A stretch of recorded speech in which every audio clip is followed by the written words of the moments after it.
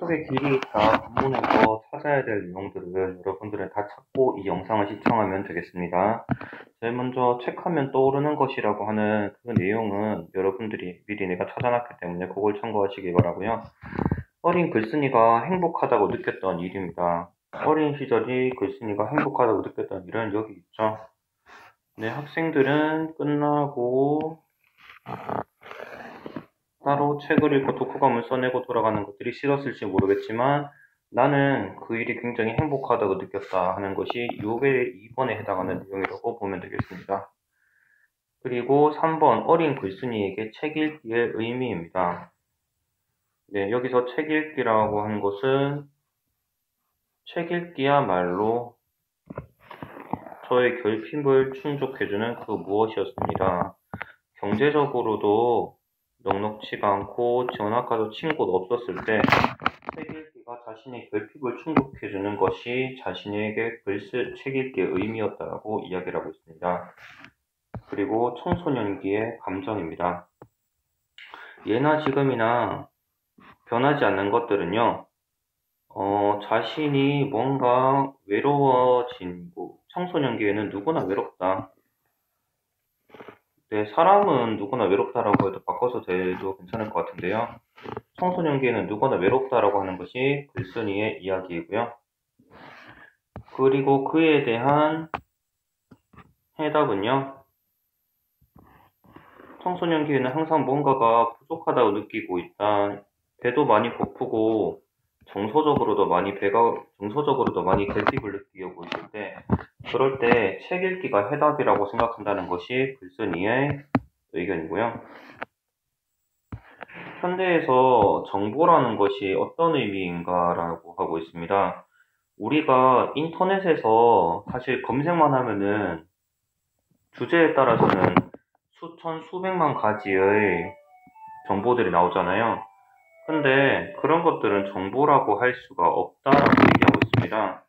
글쓴이가 이야기하는 것은요, 정보는 그 자체로 의미가 있는 것이 아니라, 정보를 창조하는 능력입니다. 네, 정보는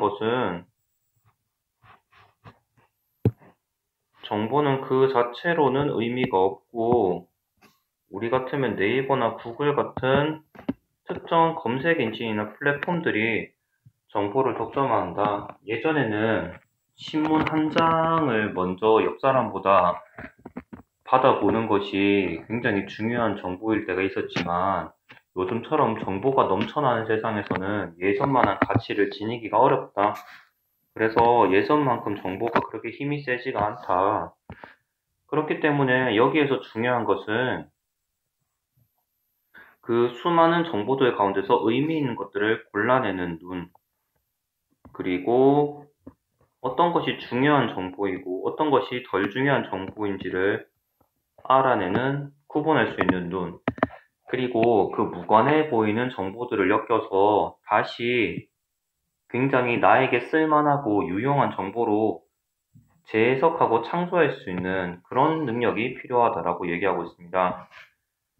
그리고 현대인들에게 이런 안목과 능력을 갖추기 위해서 책을 읽어야 된다라고 얘기하고 있습니다. 개인적으로는 그렇게 동의할 수는 없습니다만, 아무튼 이 글의 글쓴이는 이런 안목과 능력을 갖추기 위해서 책을 읽어야지 그 정보들을, 중요한 정보들을 모으고 필요 없는 정보들은 빼는, 사실 우리가 해리포터 같은 소설책을 읽을 때도 덤블도어라든지 해리포터라든지 그리고 스네이프 교수라든지 그리고 헤르미온니라든지 중요한 인물들은 기억하지만 그 밖에 덜 중요한 인물들은 기억하지 않잖아요. 그래서 책을 읽었을 때 기를 수 있는 능력은 중요한 것과 덜 중요한 것을 구분하는 능력을 자연스럽게 체득한다고 보는 것이 글쓴이의 의견이네요. 그리고 문학 작품을 읽는 이유입니다. 문학 작품을 읽는 이유는요, 여기 나와 있네요. 문학 작품을 읽는 이유는 다른 이들의 고통을 어루만질 줄 아는 성숙한 시민으로 성장하기 위해서다. 이 부분이 페이지가 나눠져 있어서 표시하기가 싫다면요. 네, 이 부분을 해도 괜찮을 것 같습니다. 이것도 역시 문학작품을 읽는 다른 사람의 감정을 더욱더 깊이 공감할 수 있도록 하기 위해서 문학작품을 읽는다라고 얘기하고 있죠. 해리포터가 부모님을 잃는 경험을 통해서 그것을 볼드모트 누구나 이름을 알고 있지만 누구도 이름을 부를 수 없는 그의 이름을 그에게서 부모님을 잃었을 때의 분노나 절망 같은 감정을 우리는 그런 절대악과 맞서본 경험이 없지만 해리포터의 심정을 통해서 간접 경험을 할 수 있다. 이렇게 봐도 무방할 것 같습니다. 그리고 현대인들이 책을 읽지 못하는 이유네요. 현대인들이 책을 읽지 못하는 이유는 공부하기도 바쁜데 책 읽을 시간이 어디 있나. 그리고 텔레비전, 이런 게임, 영화 같은 것들이 볼 것들이 천지인데 언제 책을 읽고 앉았나. 까놓고 얘기해서 유튜브만 봐도 총균세 같이 엄청 벽돌 같은 책을 요약해주는 유튜브들도 되게 많잖아요. 그러니까 우리가 그런 유튜브를 보면서 뭐다로 책을 읽나 하는 생각이 들 수도 있다. 그렇지만 글쓴이가 책 읽기를 강조하는 이유입니다. 우리가 여기서 대체로 하기 쉬운 일은 즐겁긴 하지만 능력을 키워주지는 못한다.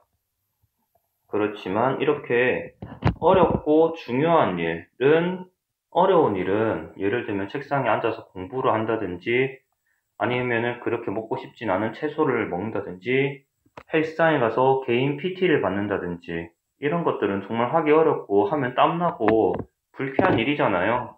근데 그것들을 하는 이유는요, 중요한 일이기 때문이다. 그리고 이런 일은 시간을 생산적으로 보낼 수 있게 해준다라고 이야기를 하고 있습니다. 여기까지가 여러분들이 표시를 했으면 하는 이야기고요. 그리고 2번은요, 작가 개인의 경험을 통해서 자신의 개인의 경험을 통해서 말하려는 주제, 이제 경험을 통해서 이야기를 하고 있고요. 이것도 작가 개인의 경험을 통해서 빌드업을 하고 있는 거죠. 그리고 이거는 청소년에 대한 일반적인 인식을 이야기하고 있고요. 그리고 이 부분은요, 어떻게 해야 할까요? 라고 이야기를 하면서 물음을 통해서 화제를 혹은 주제를 제시하고 있습니다. 그리고 책 읽기가 해답이라고 합니다. 이게 주제죠. 이 사람이 진짜 말하고 싶어하는 주제가 여기에 담겨 있습니다. 그리고 6번은요, 과거와 현재를 대조하고 있죠. 대조하는 내용을 전개 방식을 하고 있고요. 과거에는 정보라는 것이 한 줄만 있어도 되게 중요한 거였지만 요즘에는 그렇지 않다. 그리고 일반적인 견해, 정보라는 것이 무조건 중요하다는 것에 대한 작가의, 글쓴이의 반론이 되겠습니다. 일반적 견해에 대한 글쓴이의 반론. 대부분 그렇게 생각하지만 나는 그렇게 생각하지 않는다.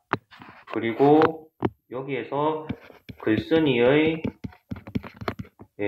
작가, 글쓴이의 주장입니다. 글쓴이가 정보에서 중요하다고 생각하는 것들은 정보라는 것이 그냥 떠돌아다니는 것이 중요한 것이 아니라 이런 것이 중요하다.